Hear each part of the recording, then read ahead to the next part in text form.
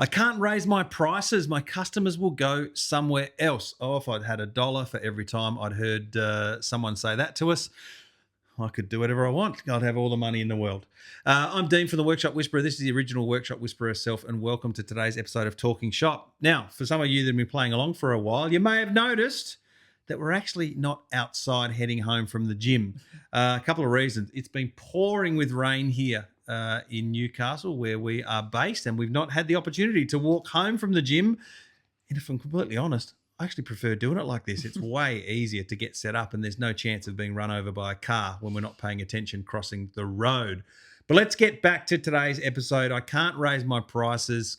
Customers just won't pay it. We've heard that all the time. Probably the number one thing we hear more than anything else inside our community. Tell us why that's false. It is a belief generated from fear. So we know that as auto repair shop owners, and particularly those of you who are technicians and auto repair shop owners, that you need a certain sense of safety and feeling of certainty that you've got a supply of cars in your diary. So you can see that you're booked ahead, and there's even a little bit of a wait list. Maybe it's 2 days, maybe it's 2 weeks. When you think about raising your price to improve your profitability, the first thing your brain tells you is, I'm already the most expensive. My customers won't pay that. I wouldn't pay that. And to break it down as simply as possible, they're just mind tricks. You cannot base your pricing off what you believe to be true, what you think. You can only ever, if you want to be profitable, base your pricing off what the data or what the story, the numbers are telling you. The numbers don't lie. The numbers don't lie, and they always provide the story of what needs to be done. Yeah, and let's look at the alternative here, which is you do keep dropping your prices because you want to be on par or a bit cheaper with the bloke down the road or, over in the next suburb because you don't want to lose out to them, in which case you're now fighting to finish first in a race to the bottom and your business collapses. So at an extreme level and a not uncommon level, that's the actual race that people are in.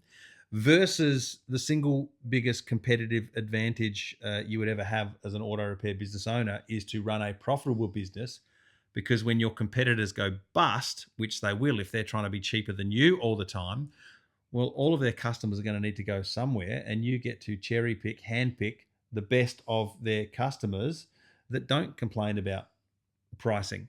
I want to ask you as well, real quickly, having done this for more than 12 years, tens of thousands of shops, what actually happens when someone does finally decide to raise their prices? The fear, of course, is that, well, everyone leaves, no one comes back to us. What actually happens? After somebody raises their prices, and that might be a $2 per hour labour rate increase, or they move their parts margin closer to the benchmark, so between 48 and 52%, they usually come back around within the month and they say, I've had no complaints, no arguments, no one's even questioned it, but we just had our most profitable month on record, or we just had our most profitable month certainly in the last 12 months. We actually just had a client send us a very elated message this morning. They only started 1 month ago, and because of what they've done in the engine room in their first month, because we get you straight into pricing, because most people need more cash freed up immediately. His message to us was, I can't believe it. We are 270% more profitable than we were the month before. That's after only 30 days. And that is without even a complete margin review.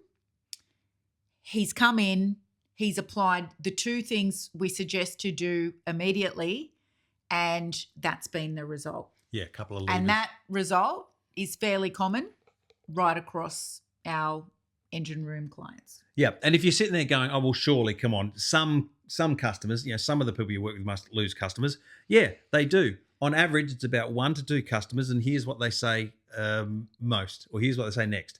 But you know what? We're really happy to see them go. The customers that go are the most difficult to deal with, the most demanding of your time.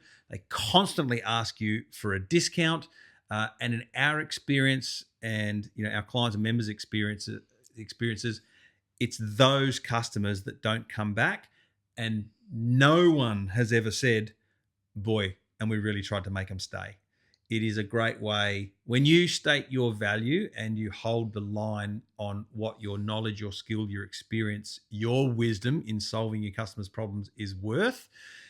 They see that value in there as well. And what you've built your relationship on with that type of customer is a belief that you do quality work, you are a reliable repairer, and most importantly, that you are advocating for the safety of their vehicle and their family. That's the kind of customers that are happy to pay the price you set rather than have you question what you think they will pay and mark down everything you do just to keep someone happy.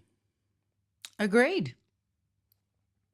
Cool. Well, we're going to get ourselves ready for the next episode of Talking Shop. We'll probably be in the same position because this is way more fun than doing this while trying to navigate road safety rules at the same time. We'll see you soon.